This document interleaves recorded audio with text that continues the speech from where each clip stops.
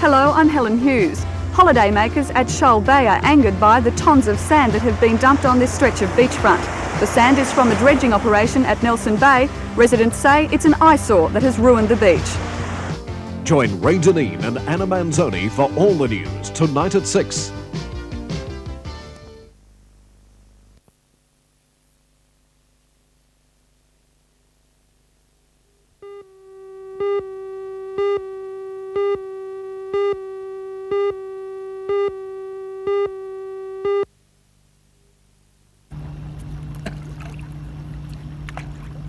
You could be forgiven for thinking that I'm miles from anywhere. In fact, I'm just a stone's throw away from the Singleton Central Business District in an area that's to become the Bicentennial Park. It's a plan that will provide not only a sporting and recreational playground for the community, but one which will unite the commercial centre with the new civic centre behind me. The Bicentennial Park project was chosen from 4 submitted to the Singleton Bicentenary Committee. It will occupy a 2-kilometre strip of land alongside the Hunter River, bounded by the Great Northern Railway line to the south and the Civic Centre to the east. Major features of the park will include a cycleway, an adventure trail, a sandy beach and extensive sporting fields completing the present Rose Point Park facility. A major tree planting project will result in a rainforest reconstruction and a dry sclerophyll forest. Local schools and service clubs will play a major role in establishing these thematic plantings, as they are called. However, future maintenance will be largely left to a sophisticated irrigation and water reticulation system on which work has already begun. The focal point of the project is a massive sundial donated by the CSR company. This will be located at the corner of Ryan Avenue and Gowrie Street at the entrance to the park. The sundial, when completed, will be the largest such timepiece in the Southern Hemisphere. I asked Jim Porteous, chairman of the Singleton Bicentenary Committee, the price tag for all of this. The total project would be around about $500,000. We received $200,000 from the Bicentennial Committee, so naturally we'll be looking at priorities. How are you going to make up the shortfall in funds to fund the whole project? Part of it will come, we hope, from donations within the community. Part of it will come from council already having expended money. And then part of it, we hope, in the future we may have to look at some special project.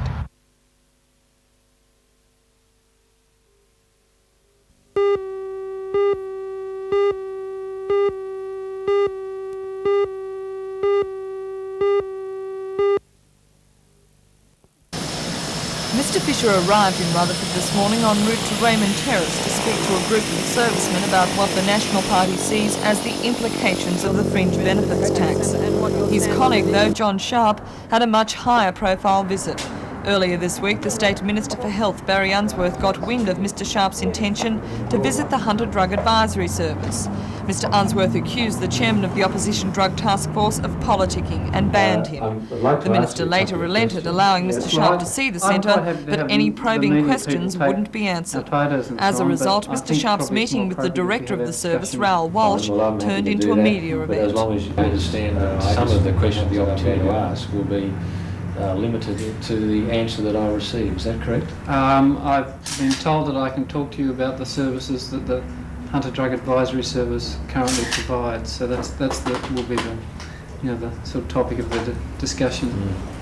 Well, that'll certainly be some help to me. But of course, the questions that I would like to ask would be things like, what is the drug problem in the Hunter area, and what can governments do to overcome it? And I guess that won't be able to be answered with the limitations that I have placed upon them. That's the sort of questions I think you'd have to submit to the Minister's office first.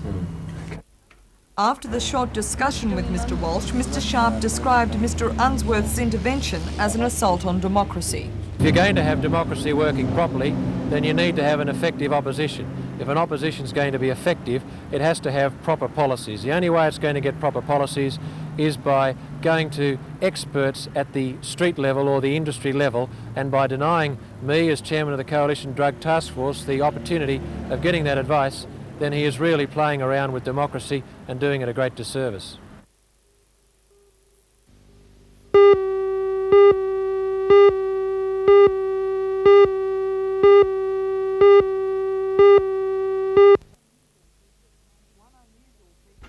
One unusual feature of the 1986-87 residential rates is that there'll be a decrease in the fixed rating charge of 1.7%. The price of water, though, will increase by 7%. According to Mr McLaughlin, this will mean an increase for the average residential ratepayer of $9 a year. The minimum rate will increase from $150 to $160. For commercial users, there will be a reduction of 21.4% and a 5% increase in sewer rates. Mr McLaughlin says that these lower rates were achieved because of increased efficiency in the board. Basically higher productivity per employee. That's been achieved by two things. One, a reduction in the number of employees by attrition, a fairly modest reduction, but also by being much more efficient in the way we use our resources.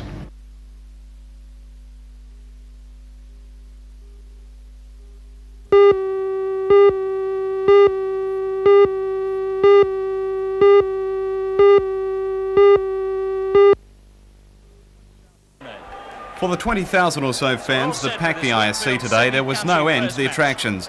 One in particular was this local soccer hero, fresh from a win at Wembley and sporting the trophy.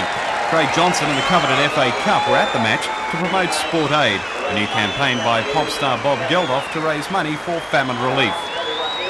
So I want people to get out and run and give money to support people that haven't got as much as us. Then it was time for Johnston to swap codes and take the kick-off, much to the delight of the crowd. But the highlight was the long-awaited clash, with experts tipping a close result. But City struck first through some good work from O'Connor. Back to Potter, who'll score the first try of the match. There was certainly no love lost in the game, as this sterling tackle on opposing clubmate Eric Groth showed. That tackle put Groth out of the game. Halfway through the first half, though, the charge began with his country try by Bert Gordon. And didn't the crowd love it? Good run. Support for him. It's a try to Gordon. It was touched. That began a try feast, with Country leading 18-14 at half-time. The second half was disappointing for Country, with their lack of fitness and some bad luck contributing to their eventual loss. Sterling's bomb. Now watch the action. Who says that the bomb's defunct these days? Put a lot of pressure on them. Potter did the right thing, eye on the ball. It would have been a try.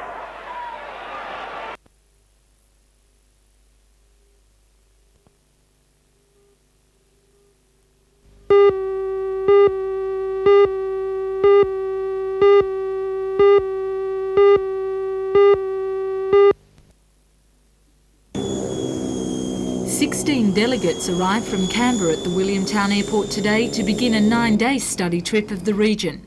Representatives from 9 Commonwealth countries will carry out an intensive study of the area and its management of industrial changes, visiting our industries, power stations and steelworks. Dr Roger Sexton is study leader and believes that the trip will be worthwhile. I have certainly enjoyed the group dynamics from getting a range of different people together, from business, trade unions and government, and also a range of companies, and sharing our problems and views on various topical issues. I believe all the members of the group will certainly benefit, and they'll be taking back their experiences to their own countries and translating some of the solutions that we've derived in looking at these changes and translating those to their own countries. And I think the effects of having the group go around and talk to members of the community will also be very positive.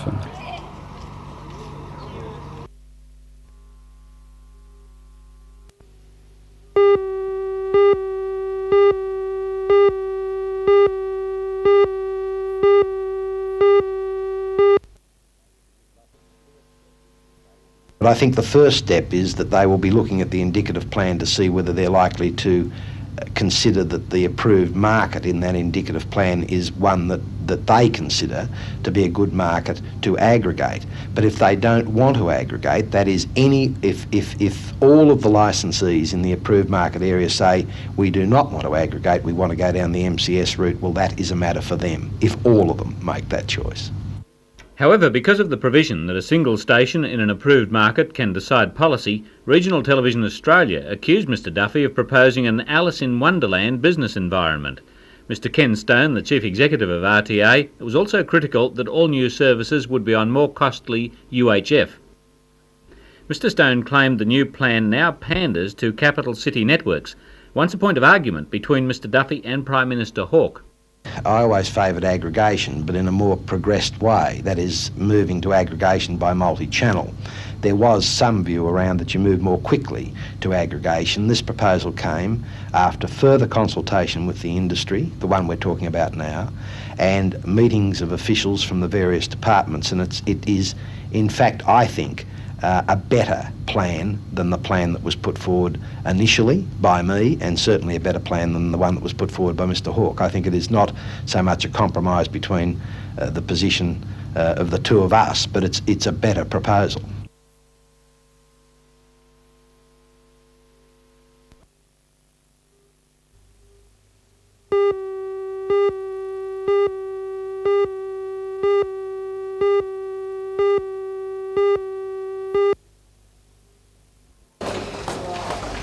For 20 toddlers from Rutherford Kindy, classes were changed today as they learned all about their local hospital. The idea behind the special tours is to show youngsters where they'll come and just who'll look after them if ever they're admitted to hospital. Tour guide for the day was play therapist of the children's ward, Virginia Lantry, who was also accompanied by the Chief Executive Officer Ron Pickett and local member Alan Walsh. Learning all about the equipment used and knowing that little Ted will be all right after his short stay helped to allay some fears and apprehensions, as the hospital's fairy godmother explained. It's a really getting to know you thing. They get to see children in hospital and they get to learn what it's really like. To stay, they get to talk to the children and see some of the things that we'd use in hospital. Meanwhile, a health story of a different kind was up and running, or should I say skipping, at Maitland Girls High School. Students discarded their school uniforms and skipped to the music of the local FM station as part of the Hart Foundation's Jump Rope-a-thon. In teams of 6, 850 girls joined in the fun, skipping for 3 hours non-stop. The rewards? Raising a grand total of $4,500 for the foundation, a healthy heart and some toned but probably very sore legs.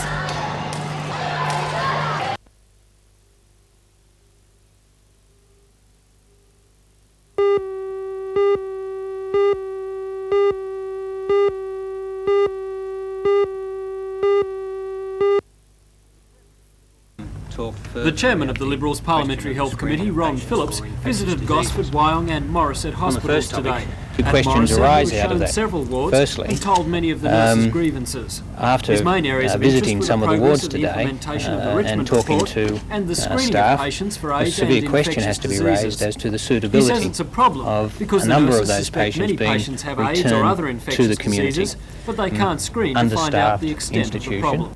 Now that to me is a totally unacceptable situation.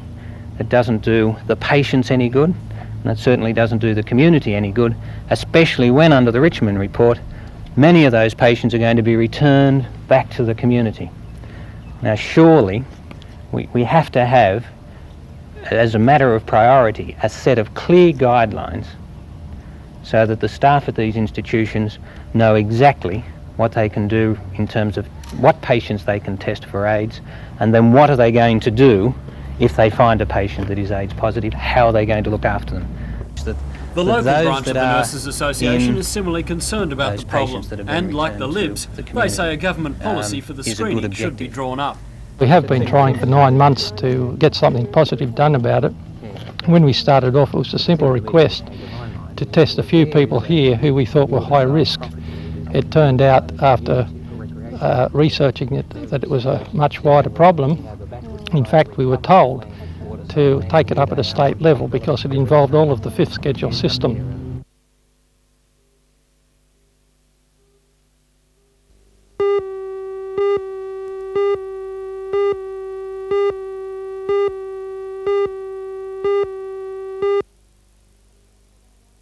Bateman's got to go for the long one. Doesn't go in. Davies goes outside the three-point line. Yes! Ian Davies! One of those internationals is former local sharpshooter Ian Davies. He will be welcomed by tonight's expected big crowd, but feared by them too for some of his scoring feats with the Falcons. Good to be back here. It's always a great atmosphere playing up here, and I'm looking forward to it. You'd be happy result-wise with Geelong. You're going well. Yeah, well, we can't do any better than 4 games, 4 wins. So we're coming up here looking to get 2 on the road and go to 6-0 to stay with Brisbane and Canberra. So some of your wins have been very impressive too, eh? Big margins. Yeah, with our most impressive one was probably over Illawarra as the first one, because they were a very tough team, and we played well to beat them. And the thing we've got a new team, just like Newcastle has a new team, but we think we've got the new players that we have mold together pretty good, because we have 3 players that are in the Australian team that have played together actually on the Australian team together. And you just throw in a couple of Americans that can play. And, that's right. It helps. And you've got one that we're going to take great interest in seeing tonight, Dane Suttle.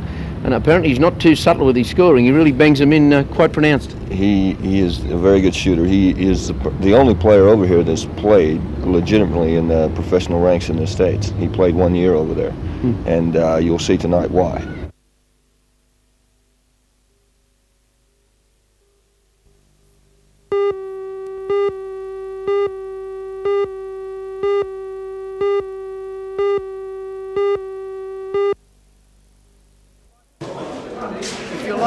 Martial arts are a little confusing with so many varieties.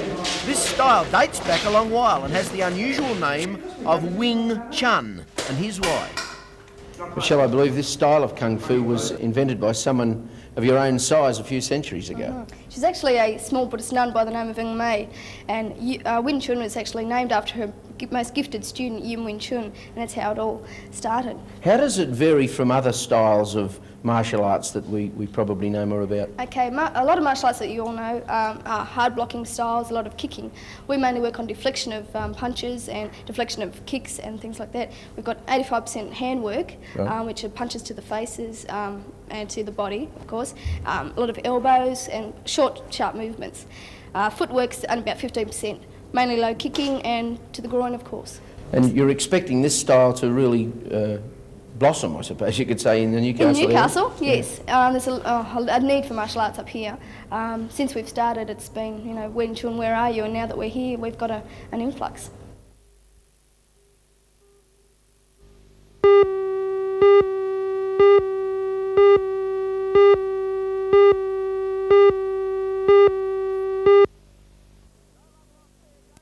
No love lost there. Davies, of Going course, into 4 last years night's with match, the Falcons, Cats were unbeaten, and I was disappointed to hear the local fans, Terry Charlton, give him a bit of a boo tonight. But right from the start, it wasn't sportsmanship at all. He gave 4 years for Newcastle, great service, and gave the fans a lot of enjoyment as Jim Moran puts the first one down.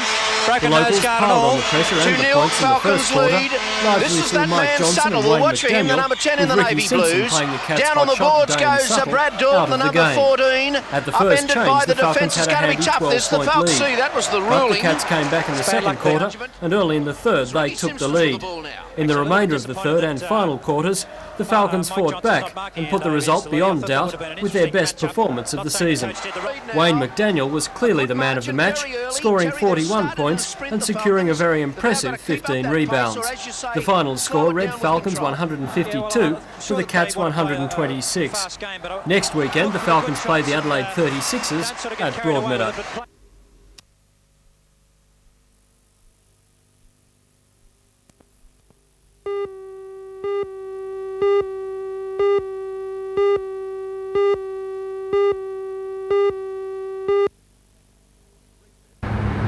The refit was carried out by local engineering firm Varley's at a cost of nearly $10 million. The Iron Monarch was originally fitted with a single gas turbine engine that had been out of service, tied up at Lee Wharf for nearly 2 years, becoming a well-known site on Newcastle foreshore. BHP decided to refit the vessel with twin V12 diesel engines to make it more viable. Work began on the ship last August.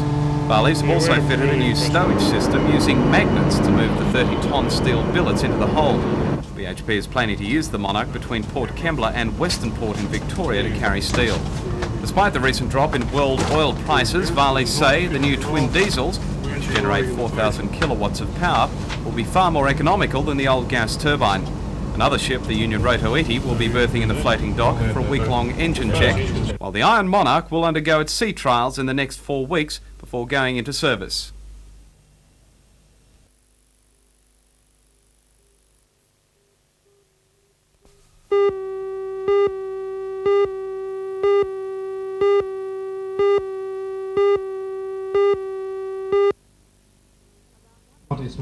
About 150 ambulance officers came together to honour 4 of their retiring colleagues, who between them have clocked up 117 years of service.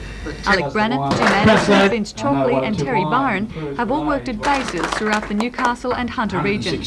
For Terry Byron, the retiring station officer from Belmont Ambulance Base, it was a time to remember the sad moments of the job delivering and the what child. he What were the considers the happiest circumstances? occasion, delivering a child. Oh, well, the first one up was panic, really panic. After that, it was great. You know, you got the bubs out, the head crown, you got the shoulders, you got the rest of the bub out, and it started to cry, and you thought, oh my God, Father, thank God for that. Absolutely beautiful. Terry also praised his the fellow ambulance mother officers, saying their support helped that, make the job had the that much baby. easier. The guys that I've worked with, I can't praise them enough. The way that they've looked after us and the comradeship and the friendship that we've had has been really terrific. The 4 men's dedication to the job was formally recognised by the ambulance service. Each was presented with a plaque in recognition of their years of service.